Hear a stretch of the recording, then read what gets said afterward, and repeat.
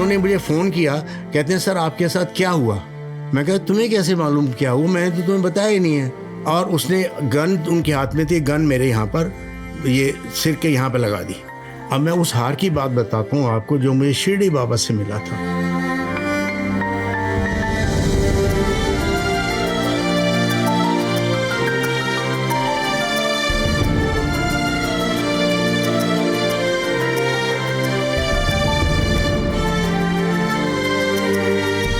उसके बाद हमने कहा अब चलो बाबा के पास चलते हैं, अभी 14 दिन के ऊपर हो गया है, बाबा हमें कुछ ना कुछ रास्ता बताएं क्यों हुआ हमारे साथ, जैसे हर एक इंसान उस स्टेज में करता है।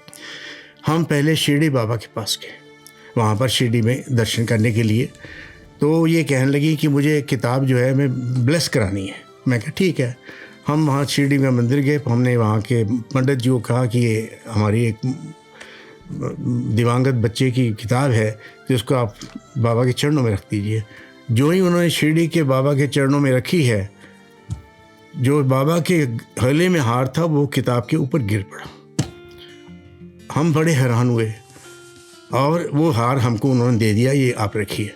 मुझे उस हार की अभी भी याद है कि वो मैंने प्रिजर्व करके रखा और उसको कैसे यूज़ किया मैं बाद में आपको बताऊंगा। उसके बाद हम वहाँ से परती आए। जो ही परती आए तो उस टाइम हम बहुत मायूस थे। तो हमने किसी से पूछा भाई हमें ऐसे ऐसे कहीं जगह मिले।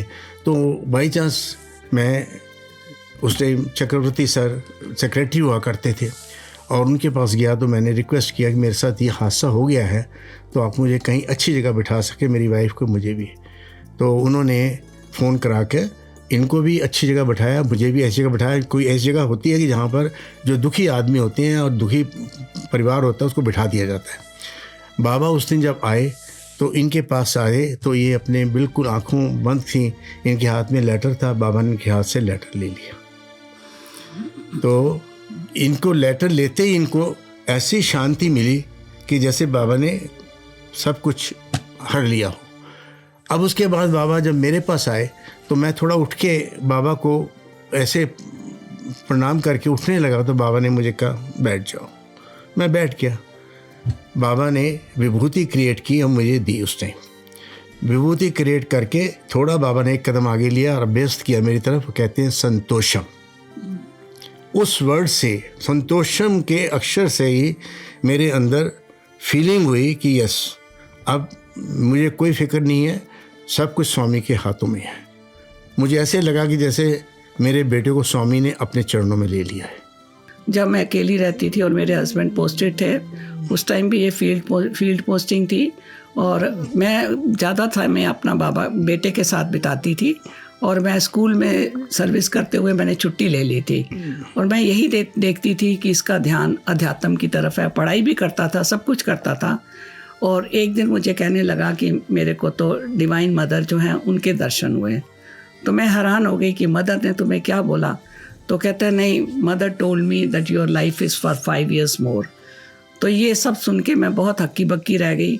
तो मुझे लगा कि ये कैसे हो सकता है ऐसे। कहते हैं नहीं, मेरे को प्रत्यक्ष माँ के दर्शन हुए हैं और माँ ही मेरे सपने में आती है। और मैं जब भगवान से कुछ भी बात करता हूँ तो मुझे माँ ही नज़र आती है, डिवाइन मदर। तो यही मैं सोचती हूँ कि डिवाइन मदर के रूप में बाबा ही आते थे और जो उसको सब निर्देश देते थे। बस बाबा यही कहते थे, बेटा सेवा भी करो और पढ़ाई भी करो और अपने माँ बाप का भी पूरी ध्यान रखो। इस तरह से मेरा उसके साथ अच्छा समय बीतता जाता था। और मुझे ये भी कहता था, मम्मी जब आप स्कूल में पढ़ाते हो ना तो जो बाल विकास का प्रोग्राम है ना उसको ज़रूर अप्लाई करो। जो बाबा की टीचिंग्स हैं, जो बाल विकास का बना हुआ है उसको साथ में अपने स्कूल के उस कार्यक्रम में जोड़ो। और मैं यही सोचती थी कि जब भी मेरे बच्चे मुझे थोड़ा सा भी ऐसे करने लगते हैं, पढ़ाई नहीं करते, तो मैं उनको यही बताती थी कि नहीं बच्चों, पढ़ाई के साथ साथ थोड़ा सा अपना ध्यान भी रखो और भगवान का नाम लो। सुबह उठते ही पहले अपने आंखें बंद करके 1 मिनट के लिए ध्यान रखो, अपने मन को शांत रखो। इस तरह से शांति से, क्योंकि बच्चों की ये जो युवा अवस्था होती है बहुत शरारती होते हैं, थोड़ा सा वो करते हैं। पर मैं यही कहती थी बच्चों, अपने माँ बाप का भी अपनी सेवा करती है, भाई बहन से प्यार रखो और अपने मन को शांत रखो। तो यही मेरी बच्चों को शिक्षा थी कि जो बाबा ने कहा कि हमेशा खुश रहो और दूसरों को भी खुश रखो और भगवान का ध्यान रखो। ज़्यादा नहीं तो कुछ हम गायत्री मंत्र का ही चैंट करो। और ये भी मैंने थोड़ा बहुत बच्चों को सिखाना शुरू किया कि बच्चों ये एक छोटी सी प्रेयर है गायत्री मंत्र, और इसका भी थोड़ा सा आप ध्यान रखो। गायत्री मंत्र को जाप करो और हमेशा आप अच्छा पढ़ाई करोगे और एक अच्छे स्टूडेंट बनोगे। तो इस तरह से मैंने बाबा की जो छोटी बहुत टीचिंग्स थी जितनी भी, उनको अपना अप्लाई करना शुरू कर दिया अपने स्कूल के कार्यक्रम में भी। और मुझे अच्छा लगा कि भगवान ने जितना अच्छा बनाया है कार्यक्रम बाल विकास की, जो गुरु की शिक्षा दी है। और उसके बाद थोड़े ही हाल के बाद मैं खुद भी यमुनानगर में ट्रेनिंग लेने गई और मैंने बाल विकास का वहाँ पे पूरा कोर्स अटेंड किया। मैं इतना आप बताइए। अच्छा, पहले एक चीज़ मैं बताना चाहूँगा और भी कि जब मैं भर्ती में हॉस्पिटल ज्वाइन करने से पहले, जब मैं 5 साल रहा अपने घर में जहाँ बनाया था प्रशांति ग्राम में, तो उसमें मैंने एक छोटा सा क्लिनिक भी बनाया था जो स्वामी ने मेरा शुरू में गुड़गांव में स्टार्ट किया था। यहाँ भी मैंने 5 साल तक जो है विलेज के जो पुअर पीपल आते थे उनकी सेवा की और उनको बाकायदा मेडिसिन फ्री दिया था। और दूसरी बात ये है कि जब मैंने आपको बताया है कि ये आर हॉस्पिटल में जब बेटा मेरा एडमिटेड था, कैंसर से जूझ रहा था, उस टाइम मैं उसके साथ वहाँ पर उसी नेक्स्ट बेड में सोया करता था। मुझे अलाउ किया गया था कि आप इनके साथ एक अटेंड रह सकते हैं। और एक बार क्या हुआ कि ये उसके 2 दिन जाने से पहले की बात है कि मैं बहुत गहरी नींद में सोया था। रात को सिस्टर जब है, नर्स जो है, वो अपने उसको देखने के लिए आई टेम्परेचर वगैरह, तो उसने बाहर से देखा, जो ग्लास विंडो थी उसकी डोर की, उससे देखा कि मैं रात को लाइट बंद कर गई हूँ और सारे दिस रूम के अंदर बिल्कुल काफ़ी प्रकाश है।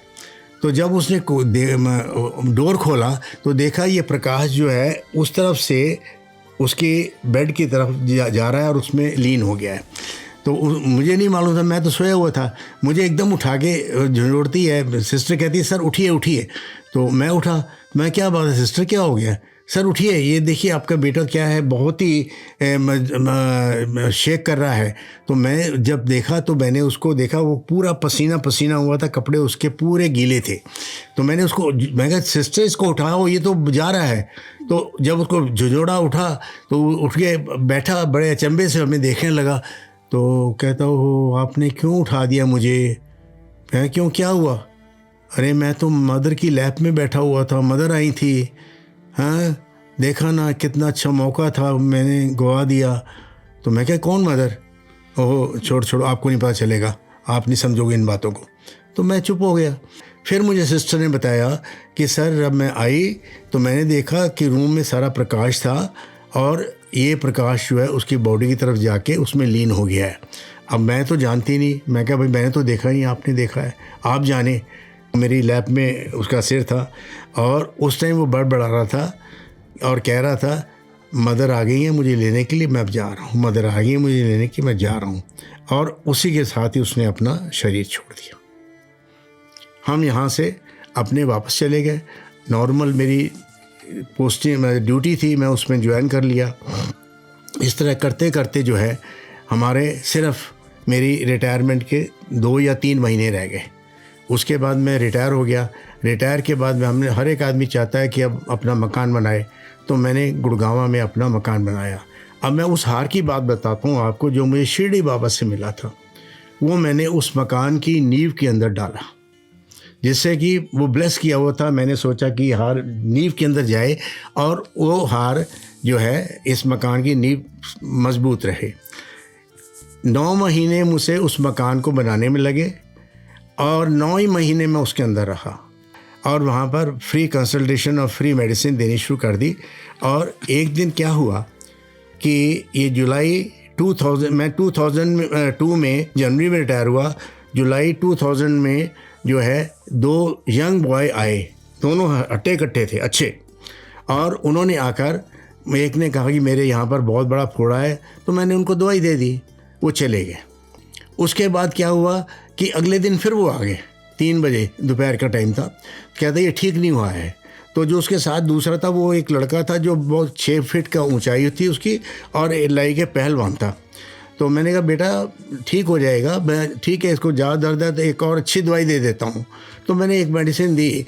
इन दी मीन टाइम मैंने क्या किया, अपनी जो अलमारी थी मेडिसिन को मैं बंद कर रहा था, तो मेरी पीठ उनकी तरफ थी। वो बड़े लड़के ने मेरा यहाँ से हाथ पकड़ लिया, और तीसरा आदमी पता नहीं कहाँ से आ गया मेरे क्लिनिक में, और उसने गन उनके हाथ में थी, गन मेरे यहाँ पर, ये सिर के यहाँ पर लगा दी। तो कहता है कि मैं शूट कर दूंगा, मुझे पैसे दो। मैंने पता नहीं, अब स्वामी, कई बार स्वामी आपके अंदर से ऑपरेट करते हैं, स्वामी ने ऐसा थॉट दिया कि मैंने गन की नोज़ल थी पकड़ के उस ऊपर की तरफ कर दी, छत की तरफ, जिससे अगर वो चलाए भी तो गोली ऊपर लगे। मेरी वाइफ जो है थोड़ी दूर पर बैठी हुई थी, 10 कदम परे, तो इनको कुछ फील हुआ कि कुछ मेरे हस्बैंड को पता नहीं भाई ये संभाल रहे हैं, कोई चक्कर आ गया। ये जो ही वो कॉरिडोर से इधर आई हैं तो दोनों दूसरे लड़के जो थे वो इनके ऊपर पहुंच करके जंप कर गए। इनके अंदर ऐसी शक्ति आ गई, मैं बयान नहीं कर सकता हूँ कि इन्होंने जो मरीज़ था उसके भी एक घूंसा मारा, लेकिन ये बिल्कुल डरी हुई थी नहीं थी, इनके दिल में था। और ये इतनी ज़ोर से चिल्ला रही थी, इतनी ज़ोर से चिल्ला रही थी और कह रही थी, वहाँ पर हमारे ड्राइंग रूम में एक बहुत बड़ी बाबा की फ़ोटो है जो 5 बाई 3.5 फीट की है। तो उसमें ये कहती है देखो मेरे बाबा वो हैं, हाँ अभी तुम्हें बताते हैं।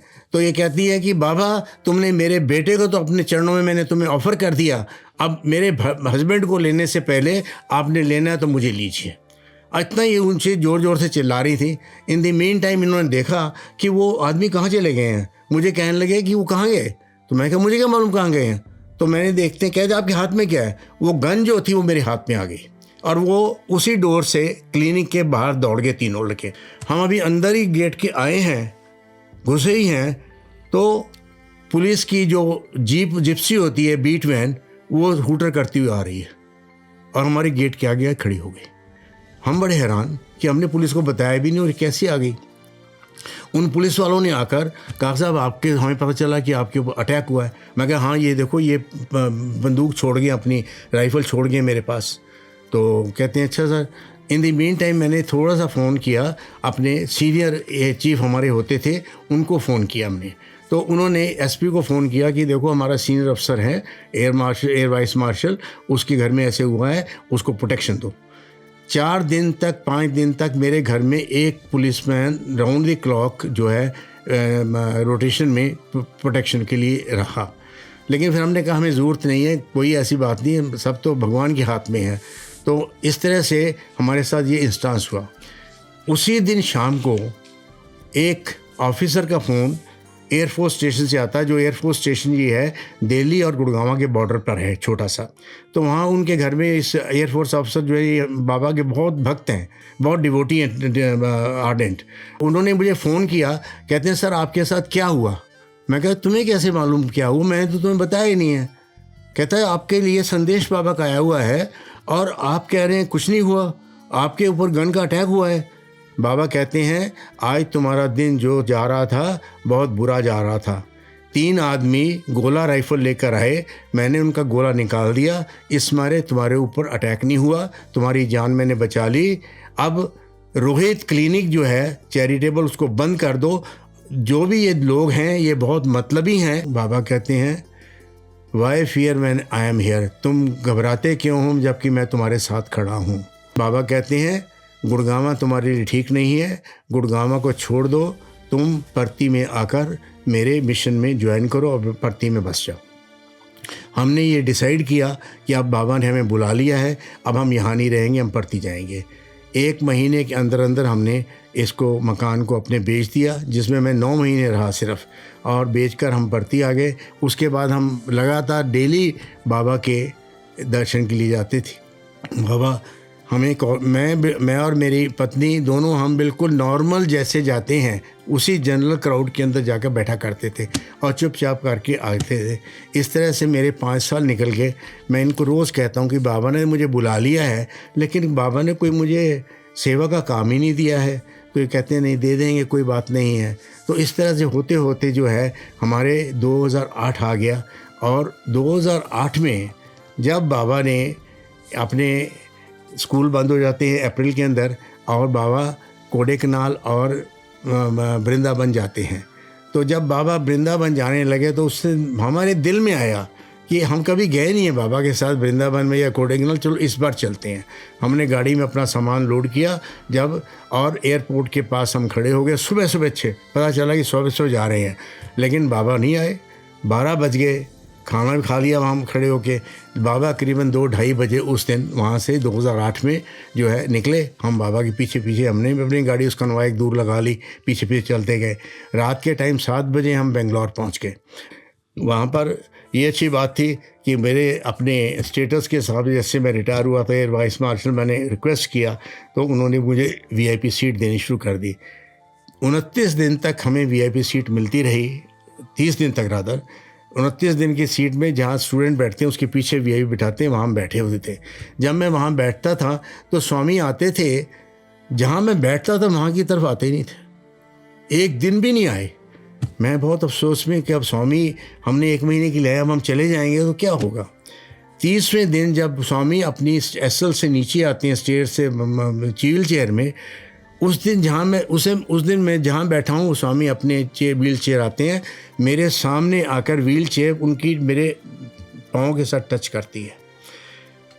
मैं ना स्वामी के पाद नमस्कार ले पा रहा हूँ, ना मैं स्वामी की को कह रहा हूँ कुछ, लेकिन इस तरह से मैं बिल्कुल, जैसे कहते हैं कि आदमी डम हो जाता है, गूंगा हो जाता है, मैं बिल्कुल, और मेरा आँखों से आंसू निकले जा रहे हैं और स्वामी मेरी तरफ बड़ी डीपली देखे जा रहे हैं और मुझे कुछ नहीं नज़र आ रहा है, लेकिन अपनी फीलिंग मुझे एक अंदर आई। स्वामी जैसे मुझे कह रहे हैं, तुम्हारा समय आ गया है, जाओ, तुम्हारा समय आ गया है। हालांकि इंग्लिश में मुझे फीलिंग हुई कि your time has come to join my mission, तुम्हारा समय आ गया है, जाओ। मैं बड़ा हैरान।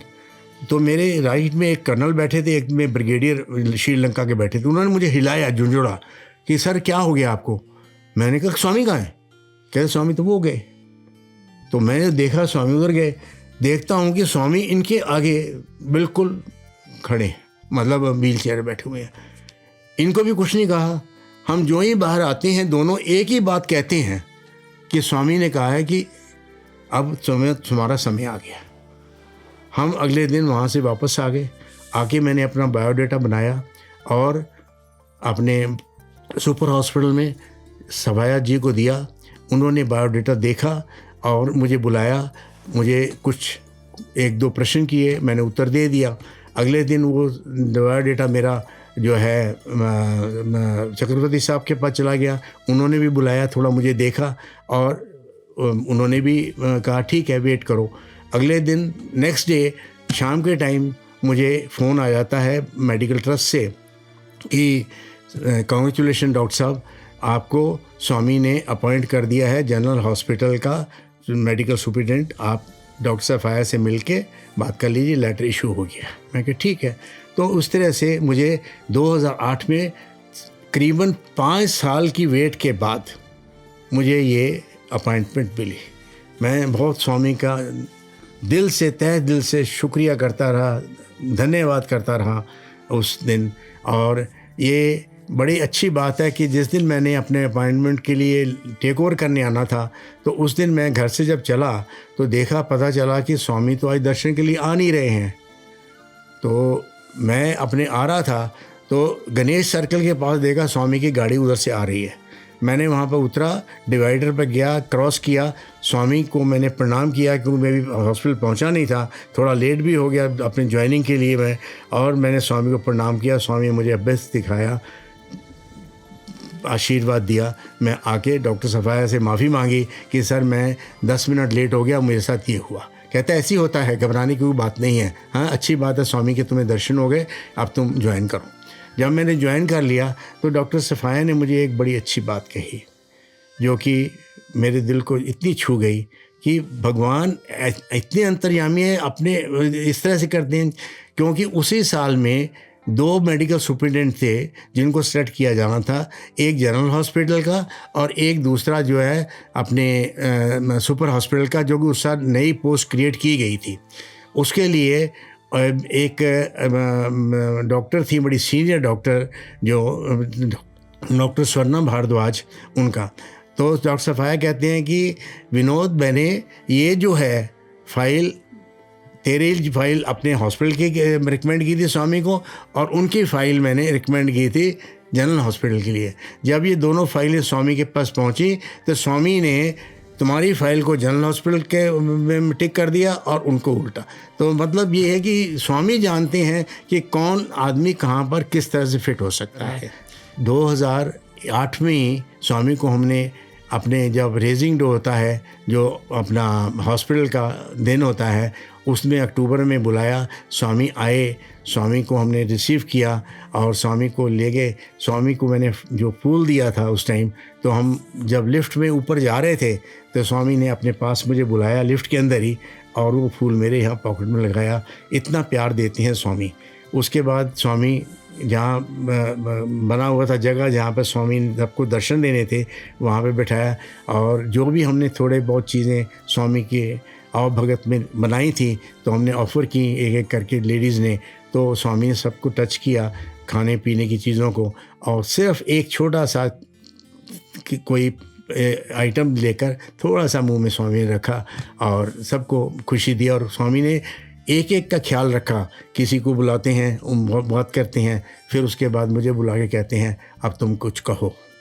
तो मैंने फिर अपना थोड़ा सा स्वामी के बारे में जो भी है ये किया। तो इस तरह से मैं अपना वरदान किया कि इस तरह से मेरा जो है स्वामी के साथ रहा। अब इससे आप समझ सकते हैं कि इन सब इंस्टांसेस से मेरे अंदर इतना जोश भर गया है, इतना है कि अब मैं और किसी को याद भी नहीं कर सकता हूँ अपने भगवान सत्य साईं बाबा के। वही मेरे सब कुछ हैं, वही मेरे प्रोटेक्टर हैं, वही मेरे माता पिता हैं, वही सब कुछ मेरे लिए हैं। मैं उनके लिए सब कुछ अपना अर्पित करता हूँ। स्वामी के जाने के बाद भी हमें तरह तरह के स्वामी इंडिकेशन देते हैं। जैसे कि मेरे को कुछ भी परेशानी होती है, छोटी छोटी बातें भी, तो मैं स्वामी को चिट्ठी लिखती हूँ। तो जब स्वामी को चिट्ठी लिखती हूँ तो स्वामी को कहती हूँ कि स्वामी इसकी मेरे को अप्रूवल दो। तो मैं जैसे ही भजन में बैठती हूँ, तो जैसे ही भजन में बैठते ही मेरी मनपसंद का भजन हो जाता है। तो उससे मुझे लगता है कि आज स्वामी आपने मेरी पुकार सुन ली है, और मैं बहुत ही अपने आप को संतुष्ट समझती हूँ। अब मैं आपको थोड़ा सा और ये भी बताना चाहती हूँ कि जब हमारे बच्चे, मेरी बेटी और दोनों नातियाँ आती हैं तो बड़ी उत्साहित होती हैं। और स्वामी के होते हुए भी मैं 1-2 बार इंस्टेंस सुनाना चाहती हूँ कि जब वो आती थी तो हमें दर्शन में बैठती थी, तो एक बार ऐसे हुआ, उन्होंने देखा कि स्वामी बच्चों को जब भी कुछ चीज़ ऑफ़र करते हैं बच्चे तो टच करके जाते हैं, और अक्षत भी कई बार सिर पे डालते हैं। तो एक बार ऐसे हुआ कि मेरी बड़ी वाली नाती आकृति, जिसका नाम है, और दोनों ही वैसे तो दोनों ही बाल विकास की स्टूडेंट्स रही हैं, आकृति भी और कृतिका भी, और उनको बहुत ही भगवान से प्रेम है।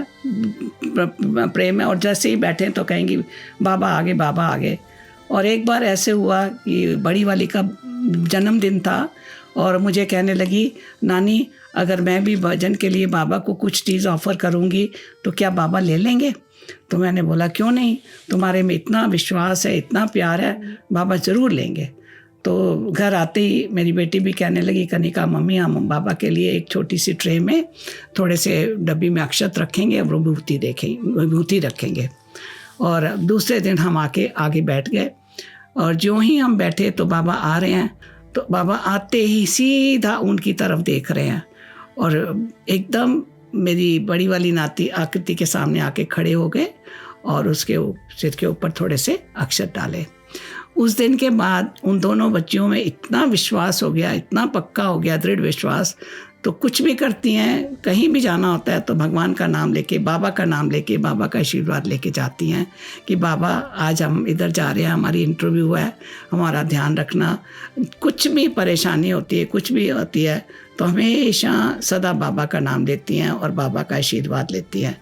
तो मैं इसलिए बाबा की इतनी कृतज्ञ हूँ, इतनी आभारी हूँ कि भगवान आप अपने जाने के बाद भी अभी भी सदा हमारे साथ हो। हर पल, हर क्षण आप हमारा ध्यान रखते हो, हमारा सब कुछ देखभाल करते हो। इससे ज़्यादा और क्या मिल सकता है। हम भगवान को बहुत बहुत अपनी दिलों से धन्यवाद देते हैं और इसके लिए बहुत बहुत आभारी हैं।